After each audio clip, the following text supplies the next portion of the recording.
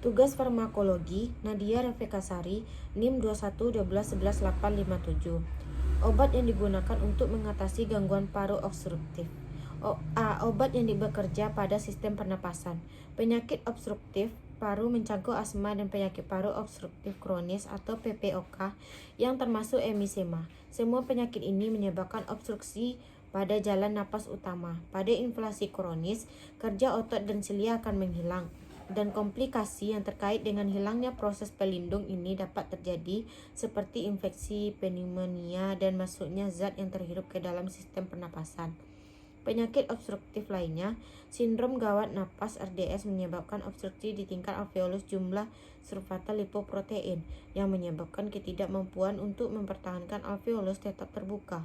Sindrom gawat napas dewasa atau RDS ditandai dengan hilangnya daya regang paru secara progresif dan meningkatkan hipoksia.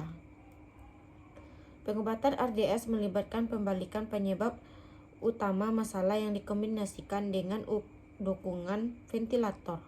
1. Bronkodilator atau antiasmatikus. Bronkodilator atau antiasmatikus merupakan obat yang digunakan untuk memfasilitas pernapasan dengan cara mendilatasi pernapasan jalan napas. Obat ini bermanfaat untuk meredakan gejala atau mencegah asam bronkial dan bronkospasme yang terkait PPOK. Beberapa bronkodilator diberikan melalui oral dan diabsorpsi secara sistemik sehingga obat tersebut berpotensi menimbulkan efek merugikan secara sistemik. 2. Santin. Santin termasuk kafein dan teofilin berasal dari berbagai macam sumber alami. Obat ini dahulu merupakan obat pilihan untuk mengatasi asma dan bronkospasme. Namun obat ini memiliki batas aman yang relatif sempit dan berinteraksi dengan berbagai macam obat lainnya. Cara kerja obat dan indikasi terapeutik. Santin memiliki efek langsung pada otot polos di saluran pernapasan, baik pada bronkus maupun pembuluh darah, walaupun mekanisme kerja yang pasti masih belum diketahui. Satu teori mengatakan bahwa santin bekerja dengan cara mempengaruhi langsung pergerakan kalsium di dalam sel. Farmakokinetik.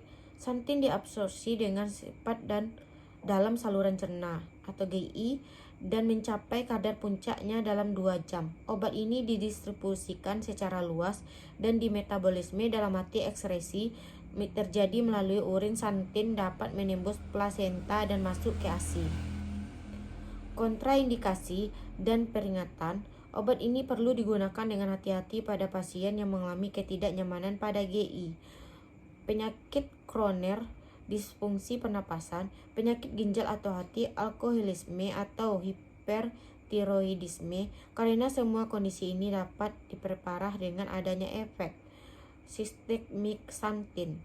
Implementasi. 1. Berikan obat oral bersama dengan makanan atau susu untuk mengurangi iritasi GI. 2. Pantau respon pasien terhadap obat.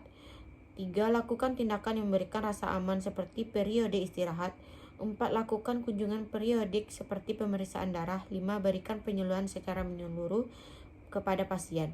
Evaluasi. Pantau respon pasien terhadap obat, pantau adanya efek merugikan, pantau adanya interaksi obat-obat, evaluasi keefektifan rencana penyuluhan, pantau keefektifan tindakan yang memberi rasa aman. Simpatomimetik adalah obat yang efeknya menyerupai efek sistem saraf simpatis. Salah satu kerja sistem saraf simpatis adalah mendilatasi bronkus dengan cara meningkatkan kecepatan dan kedalaman pernapasan. Itu merupakan efek yang diinginkan ketika memilih obat simpatomimetik sebagai bronkodilator. Simpatomimetik yang digunakan sebagai obat bronkodilator antara lain albuterol, bisolterol, efedrin, epinefrin, formoterol, isoeterin, isopropterenol, levalbuterol, metaproterenol, pirbuterol, salmeterol, terbutalin. Cara kerja obat dan indikasi terapeutik. Sebagai besar, simpatomimetik yang berfungsi sebagai bronkodilator adalah agonis adrenergik selektif B2, berarti bahwa kadar terapeutik kerja obat-obat tersebut spesifik untuk reseptor B2 yang ditemukan dalam bronkus. Farmakokinetik, obat-obat didistribusikan secara cepat setelah injeksi dan dimetabolisme dalam hati menjadi metabolit yang akan diekskresikan melalui urin. Waktu paruh obat ini relatif pendek, kurang dari 1 jam. Kontraindikasi dan peringatan. Obat-obatan ini dikontraindikasi atau seharusnya digunakan dengan kewaspadaan, bergantung pada keparahan kondisi yang menyebabkan. Pada kondisi yang akan mengalami pemburukan akibat stimulasi simpatis, termasuk penyakit jantung, penyakit vaskular, aritmia, diabetes, hipertiroid, kehamilan, dan menyusui. Efek merugikan yang timbul stimulasi simpatomimetik adalah stimulasi pada SSP, ketidaknyamanan pada GI, aritmia jantung, hipertensi, bronkospasme, berkeringat, pucat, dan flushing. 4. Bronkodilator antikolinergik. Obat ini seefektif obat simpatomimetik, tetapi obat ini meredakan beberapa gejala pada pasien yang tidak menoleransi obat-obat lain. Cara kerja obat dan indikasi terapeutik. Obat antikolinergik digunakan sebagai bronkodilator karena efek obat ini pada saraf vagus yang menghambat neurotransmitter asetilkolin di tempat reseptor vagal. Farmakokinetik, impratropium memiliki awitan kerja 15 menit ketika diinhalasi. Waktu puncaknya terjadi dalam 1-2 jam dan durasi efeknya selama 3-4 jam. Sampai saat ini masih sedikit diketahui tentang nasib obat ini di dalam tubuh. Kontraindikasi dan peringatan. Tindakan kewaspadaan harus diterapkan pada setiap kondisi yang dapat diperburuk oleh efek obat antikolinergik atau efek seperti atropin, misalnya glukoma sudut sempit. Drainase vitreous humor dapat dihambat oleh relaksasi otot polos. Efek merugikan. Efek merugikan obat ini terkait dengan efek antikolinergik apabila obat ini diabsorpsi secara sistemik. Efek ini mencangkup rasa pusing, sakit kepala, keletihan, gugup, mulut kering, sakit tenggorokan, palpitasi, dan retensi urin. 5. Steroid inhalasi. Terbukti sangat efektif untuk mengatasi bronkospasme. Obat yang disetujui untuk indikasi ini adalah beclometasone. Cara kerja obat dan indikasi terapeutik. Obat ini digunakan untuk pencegahan dan pengobatan asma, untuk mengobati asma bronkal kronis yang tergantung dengan steroid, dan sebagai terapi tambahan pada pasien yang tidak dapat mengontrol asma dengan bronkodilator tradisional. Farmakokinetik, obat-obat ini diabsorpsi dengan baik di saluran napas. Obat-obat ini dimetabolisme oleh sistem alami, sebagian besar di dalam hati dan diekskresikan melalui urin. Kontraindikasi dan peringatan. Kortikosteroid inhalasi tidak digunakan untuk keadaan gawat darurat dan tidak digunakan selama serangan asma akut atau status asmatikus. Obat ini tidak boleh digunakan selama kehamilan dan menyusui. Efek merugikan. Obat ini terbatas karena rute pemberiannya. Efek samping yang sering ditemui adalah sakit tenggorokan, batuk, mulut kering, dan infeksi jamur di faring atau laring. 6. Antagonis reseptor leukotriene. Antagonis reseptor leukotriene dikembangkan untuk dapat bekerja lebih spesifik pada area masalah yang dikaitkan dengan asma. Cara kerja obat ini dan diindikasi terapeutik. Antagonis reseptor leukotriene secara selektif dan secara kompetitif menghambat atau bertindak sebagai antagonis untuk produksi leukotrin D4 dan E4 komponen SRSA. Farmakokinetik. Obat-obat ini diabsorpsi cepat dalam saluran G. Zafirlukaz dan Montelukaz dimetabolisme secara luas dalam hatio oleh bantuan sirokom sistem P450 dan terutama diekskresikan melalui feses.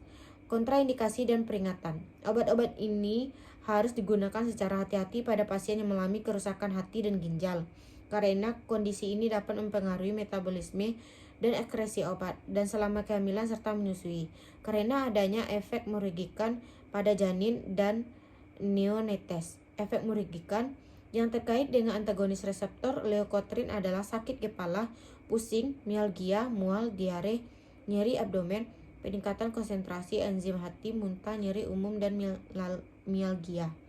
7. Surfaktan paru. merupakan senyawa atau lipoprotein alami yang mengandung lipid dan apoprotein yang menurunkan tegangan permukaan dalam alveolus, memungkinkan ekspansi alveolus untuk pertukaran gas. Cara kerja obat ini dan indikasi terapeutiknya yaitu digunakan untuk mengganti surfaktan yang hilang dalam paru neonates yang mengalami RDS.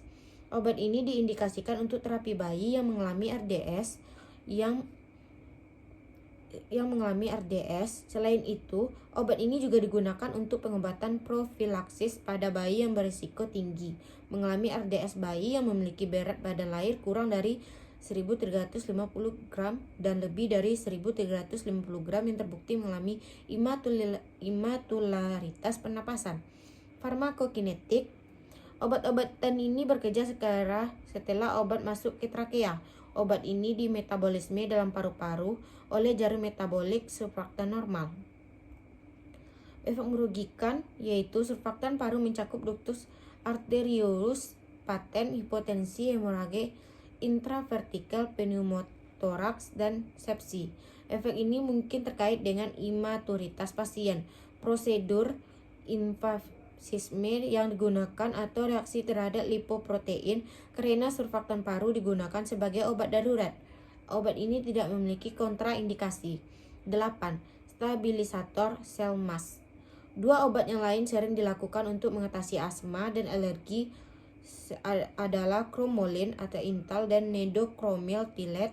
Obat-obat ini adalah obat stabilisator sel mast. Obat-obat ini mencegah pelepasan zat inflamasi dan bronkokonstriksi ketika sel mast distimulasi untuk melepaskan semua zat-zat itu karena adanya iritasi atau antigen. Cara kerja obat dan indikasi terapeutik.